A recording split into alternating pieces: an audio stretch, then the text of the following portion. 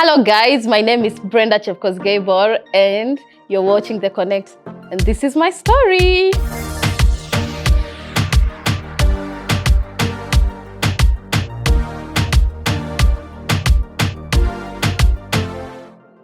So, I came to Australia as a student. Where it started is I studied a Bachelor of Media and Communication, and somewhere through the journey, some of my cousins traveled to Australia, and my mom said, it's time for you to go to Australia. So when I finished, I graduated and started the process. But halfway through, I got a job in Nairobi, and I thought, no, please, I'm not coming. But somehow my mom, she pushed through, and finally, I'm here in Australia. Arrived in Australia, enrolled in my school. And no, but let me just say this. For my story, it's quite different because when I first came, my visa ilitoka mapema kidogo. So I was in Sydney for a few months, had fun, ilikuwa summer, manze beach. Oh, sijui what, there was an event, sijui Otile Brown, I was there. Who came? I was every event in Sydney I attended, and that was in the summer. And then come February, March, it was time for me to now kuja Melbourne because school was starting. Hey, imagine after all that fun, now I have to go into the lecture room. So at first it was really exciting because nikitoka Kenya nilikuwa naona, ukiwatch movies when you're back at home, you're thinking, it looks good, it's giving Hollywood, you know, the outside, the streets are clean, the trees, everything. So I was so impressed. Like, I really wanted to come and study media so I could, unajua, endeleza that ka thing. So we come in, get into the class, and then pole pole, you're just thinking, there is bills, kidogo unaitishwa rent. Na rent ilikuwa weekly, ama sijui ilikuwa fortnightly. And then when I was living in Nairobi, ilikuwa tunalipa rent once, na I used to have a good job. So nikishalipa rent, that's it. Now here you have to do all that, and it's you. Uwezi call useme aki mam nitumie kakitu, cause huko LD nilikuwa naenda nachukua mandizi nini, shopping inapungua. Sasa here you can't even, you are buying literally everything from milk to water to mboga to everything. So that was really, really challenging outside life. Like, but in school it was okay. Our lecturers were good. The lecture halls were so beautiful. But issue ni kumanage. You're supposed to be in school, but at the same time, unafaa ukimbia shift upate kakitu. I can say you never really get the balance. It never really happens, but you just learn to live with it, kind of. So you find what works for you. And so at that time, because I had friends, the lady that I lived with is Kenyan, and I would see she would, anaenda shule pia yeye nini, and then with time you realize ni life yenye kila mtu anaishi. It's not, this problem is not unique to you, so you kind of take it in. So nika apply my jobs nini, so you're going to work and you kind of pick what works for you. Now you pick times to rest. So ukikosa shift, una rest tu, unatembea tembea. And Australia is beautiful. Kuna place za kwenda, beaches, parks, nini. So you're kind of relief from outside stress. Taking care of your mental health as a student, international student to be specific, because this is not your home. You're coming, you're still new. But how to take care of it is, when I said you realize that everyone is living this life, so you kind of bring those people so that you can work this journey together. So how it worked out for me is, watu nilikuwa naishi nao kwanza, already those are people who are close to me, and then I would go to church, una meet na watu, nikisikia sijui watu they are going beach for on a Tuesday afternoon, mimi huyo. Sijui city, na ukiingia huko Facebook nini, they advertise things here and there. Sometimes they are free events. You just ukitembea pale Flinders Street unapatanga watu wame meet nini. Me, all those things I used to go to sort of help me kupunguza. But also thanks to social media, I was able to talk to my parents at home, my siblings, cousins. Alafu, when they post, you can see, okay, kumbe, they are just okay. So yeah, that's kind of how I pushed through it, and how I picked my friends ni watu tulikuwa tuna meet job, because unfortunately that's where we spend most of our time. So your colleagues, they slowly become the people you're used to. Na tukaanza kuconnect now. So studying media in Australia, one funny thing is, nilikuja kurealize studies here are not as complicated as they were back at home. So back at home, you've actually studied almost everything. So having to do a Master of Media here, ilikuwa kind of simple. I wasn't really floating much because I had the ideas. Alafu with my school, it was well structured. But the problem is, when you're studying media, I was doing it for fun, but unfortunately, uko kwa country yenye you're trying to make a living. So as much as I was enjoying my studies, I had to think about, okay, what happens 3 years from now? Nikisha graduate with media. Alafu, unapata ati, okay, so you are a journalist. Honestly, kwani ushaiona watu wangapi weusi uko kwa TV ya ukua? So I had to know anyway, I'm enjoying the studies and everything, but you somehow have to pick up something else that will work for you in the future. So nikavia off kidogo, but I kept, like, even today I still study variety of courses online zenye zina relate to media and digital marketing.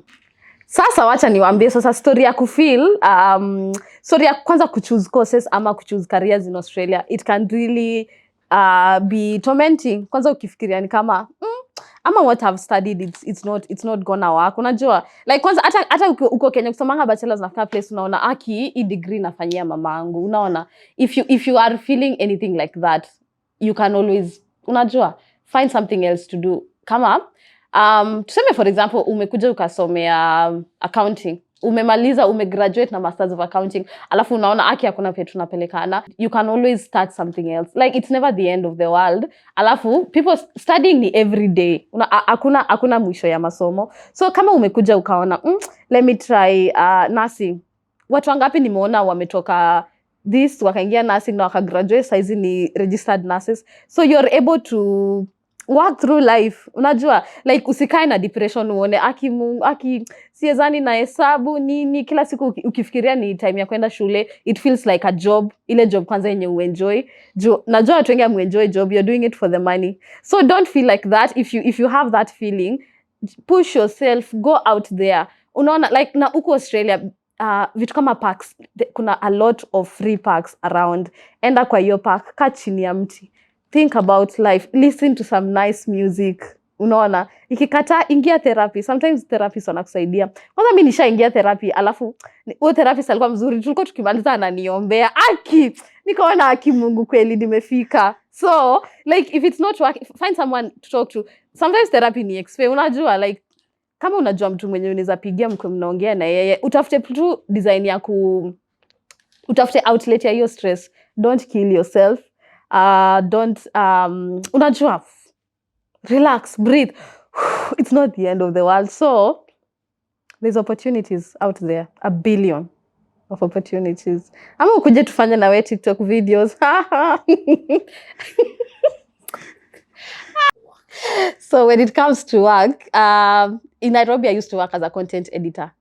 And I had worked before as a content blah blah blah, it was a gazette. So I thought that's what I'm coming to do. And na nilifikiria itakuwa even easier, because you know, like I can practice my English, nini, camera iko power, lighting, everything. So but here kwa ground vitu ni different. Una realize too you have to become a mini doctor. So which is jobs like caregiving. Me, I call myself a doctor because hiyo ni kukua daktari bado. So caregiving or support worker. US nanaita caregiving, huko wanaitwa disability support workers ama carers generally. Kwa aged care ni PCA. So actually when you knew, watu wanazanga kwa factory alafu ndio ingie aged care, but mimi niliingia aged care direct. I was kind of lucky. So nikaanza na aged care.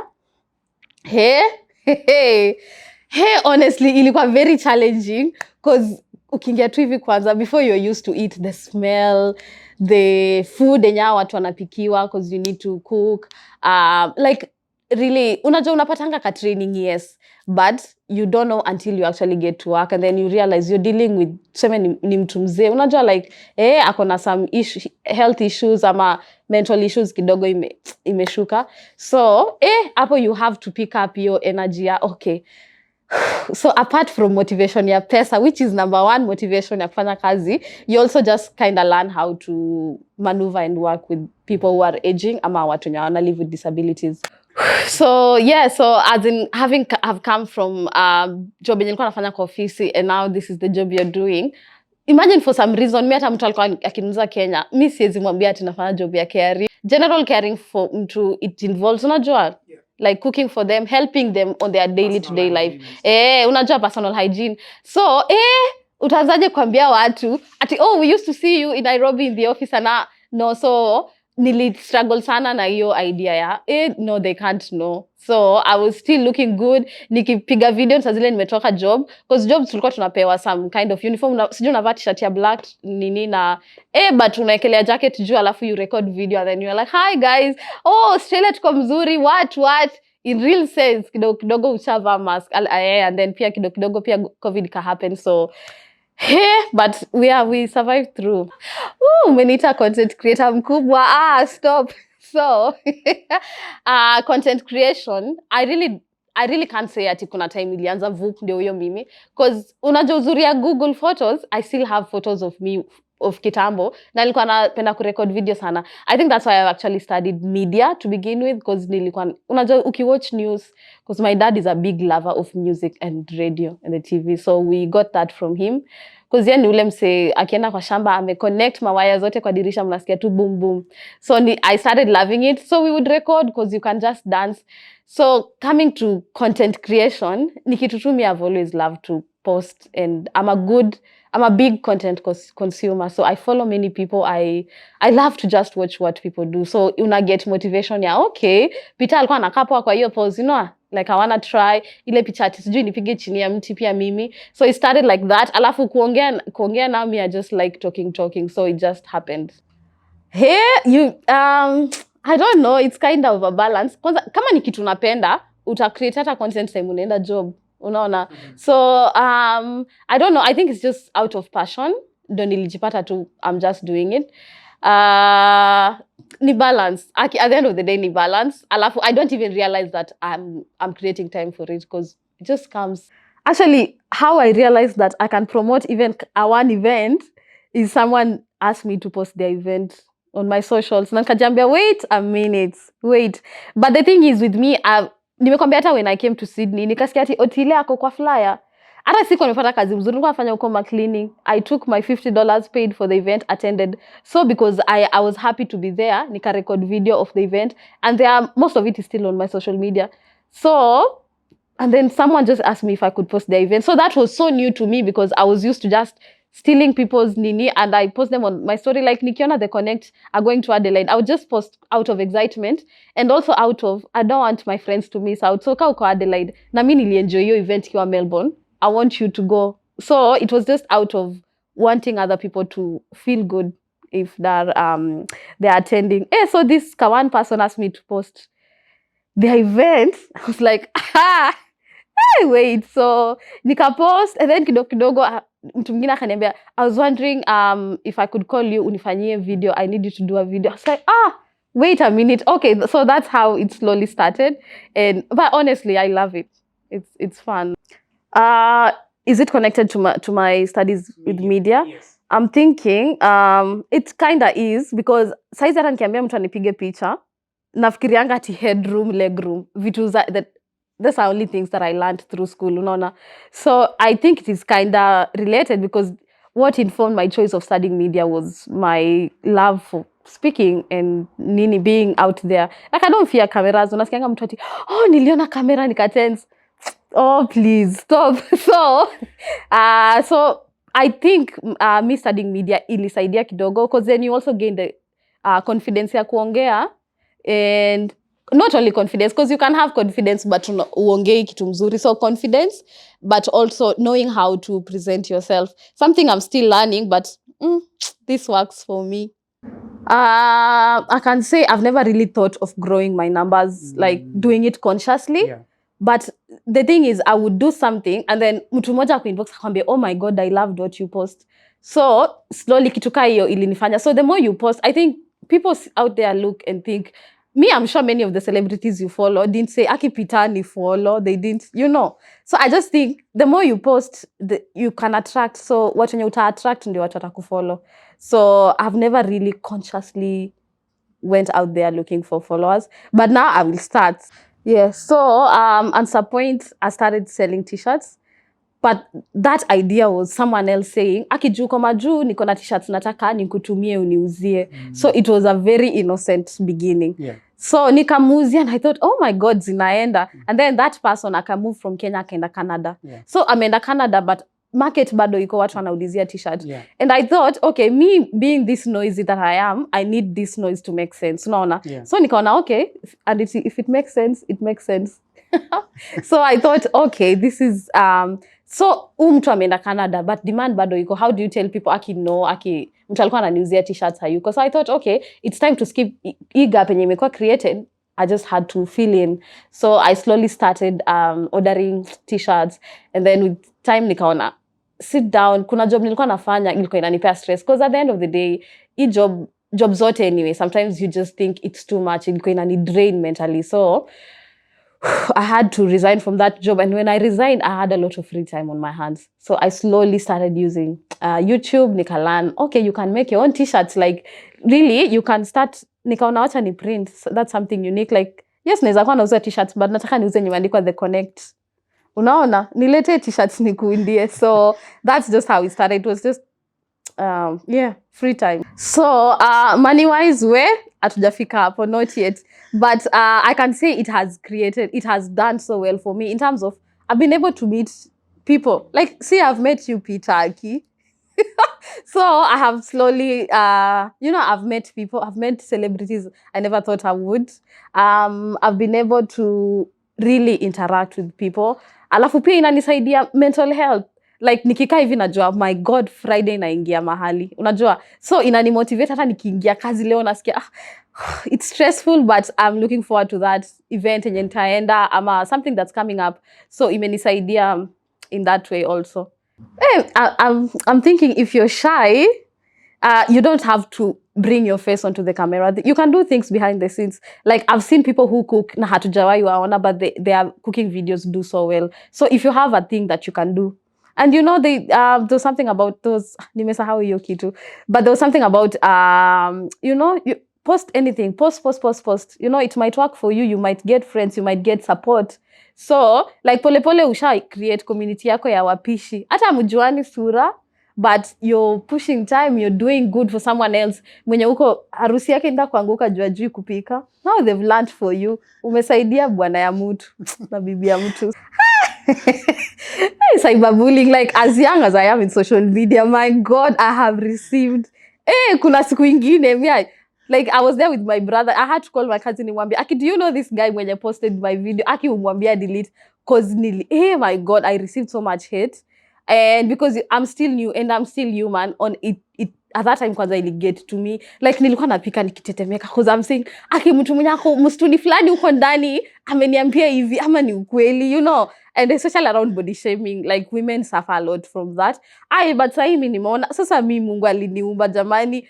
Mungu akasema, this my beautiful daughter, sasa who are you to think otherwise? So it's just like kujipea hopes, na pia ku-research, like, anything you're going through, someone else is going through. So ukienda tu hapo Google, sijui cyberbullying nini, unapata mko 150, unakuwa cyberbullied, na they tell you how to get over it. So somehow, unajua, like, we're dependent to and move with it. And then another thing is, whether you're the cutest or you're the ugliest, they will still talk. Ata leo niambia akiweka makeup, nikiweka makeup ataniambia Aki, your lipstick, your color, niende nitafute red. Tunataka purple. Si pesa yako itaisha ukitafutana na lipstick. So do you, honey, do you. So for you to maintain your safety, make sure whatever you post is unajua wanasemanga they cannot attack what they don't know. So unajua sasa what they're attacking is what you've let them see. So kama unajua kuna kitu yenye ni very personal to you, they don't have to know. It doesn't have to go out there. So, like, whatever you're putting out, make sure it's something you know. Hata wakinini, it's fine. But umeprotect hiyo yenye ni yako imebaki kwa heart. Ama unajua, yeah, they don't have to know everything. Yeah, I am so pro-community because I was once very new in this country and knew nothing, knew no one in Melbourne, for example. Unajua, but what helped me is the people who are around me. Watu tulienda nao jumuiya, watu tulienda nao sama parties, everything. So that's why I'm pro-community. Like, it is for anyone who is arriving na anaona Aki, I don't know no one. Mtu uko na depression na kufana kwa nyumba. Come watch me, come listen to me. Unajua, like, that's what I'm thinking. Like, I'm trying to give you ways of how you can meet other people, things you can do hata ukiwa home peke yako. Like, most of my videos tu ni story tu, like, I'm trying to. So that's why I'm pro-community. Like, unajua, like, let's make this home. Tuko mbali sana na nyumbani, but it doesn't mean this cannot be home. So that's why I'm pro-community. Amazing. And who's Senge? Who's Senge? Oh. Talk to us about Senge. How did that even come about? Honestly speaking, the first time my video went viral, ilikuwa with someone known as Senge Elena. Okay, I owe Senge Elena. It's a him, but he took up the female role of Senge Elena. And Senge is an aunt, unajua. So one day he was just live. Akasema kama kuna dem anataka kuingia hii live. So mimi nika request nika join live ya Senge Elena. Na conversation nika flow. So he was like, what do you do in Australia? So nikamwambia mimi I'm a carer. Akaniambia no, I think you should do something else. You're so good with video and content and talking. Hey, nikamwambia things on the ground are different. But he was like, unajua aka record your video aka post. Hey, so some people who know me wananiambianga I saw you Senge Elena's video. And so out of jokes zile za ati Senge Elena sasa ni mtao Kenya, Senge wa Melbourne. So I slowly nikajipata tu, alafu mimi unajua most of the things that I do is things my mom does. Na mama yangu ni Senge ya watu wengi sana. I have so many cousins on my mom's side. So they call her Senge Petro. So hiyo jina ikakuwa tu ikajipata tu unajua. Alafu sasa unapata huko niko na dera. Beshtanga lena Kenya babake akamtuma na dera 2. So that dera just works. Unajua cause it covers everything, and being a Senge it means when a traditional mom or aunt. So unajua you're just being a mother or an aunt. So yeah, it worked. And then mimi I love speaking in Kikale. So Kikale yangu inajitoanga tu, it just comes. So if you are a Senge, Kikale ikashika, and then people love the character. So I love Senge wa Melbourne sana. Talk to them as Senge. Chamani chaju kuwa mune Senge wa Melbourne. Ngotkoto mingia to the connect mani. Ebu ingia hapo connecta gisubscribe ni mano Senge masi speak tu yango lava TikTok ano kuma Senge ni agojenga hapa ngolinva Instagram manuela agoja so meteja ata aja magnea. So my final advice, not final, I'll still advise you out there, but my parting shot to any international student is your life is about to begin. Like ndio umeingia to new life. A lot is about to change, but I pray that it changes to you to the positive. And by that way, it just means you make it work for you. Like whatever works for you will not work for me, will not work for the other person. So if content creation works for you, why not? If being a bookwormer works for you, why not? Like do what you want. Unaweza jipata kama wewe ni mtu ulikuwa una swim Kenya, wewe swim by the way, kama hujui kuswim usiende kwa maji. But unajua kama wewe ni swimmer, wewe ni samaki, siku moja you can be competing for Australia as a swimmer. Whatever, if love works for you, fall in love. If it's not working for you, walk away. Hiyo maneno ya love tutakuja kuongea na nitawachuna, but kuleni vizuri, go to the market, eat fresh veggies, drink your water, enjoy life. Ama venye umesema, kuja tufanye na wewe TikTok, unaona? Kwanza mimi hiyo TikTok imefanya I have in my inbox, I'm talking to very nice people, very nice musicians. Sasa mimi hakuna wimbo squeezy na nipita cause I'm like, hey, ndio challenge ya TikTok nipite. Unajua, so when you think about hiyo kitu yenye like dancing for a TikTok video nini, inakusaidia bana, inakurelievia stress. Kidogo unaingia huko Instagram unapata reels, some nice reels, like mtu amekaa kweli ameenda photoshoot, ameunda hiyo reel. So like you can come, and with time you won't realize how much it does for you. So you can start small. Na huko najua mko na masimu, umechukua my iPhone 15 na plan.